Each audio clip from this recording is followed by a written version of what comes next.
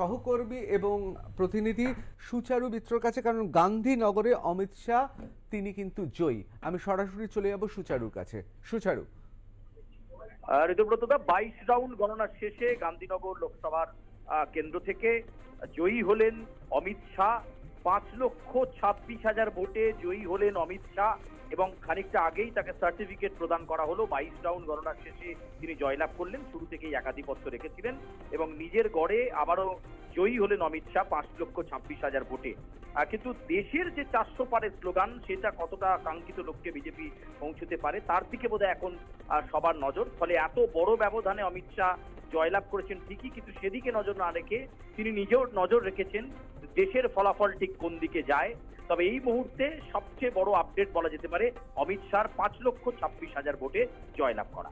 অবশ্যই সুচারু অত্যন্ত তাৎপর্যপূর্ণ কথা বলেছেন। এই মুহূর্তে অমিত শাহ 5,26,000 ভোটে জয়ী হয়ে গান্ধীনগর থেকে জয়ী হয়ে সার্টিফিকেট নিলেন বটে, ভারতবর্ষের দ্বিতীয় ক্ষমতাশালী পুরুষ।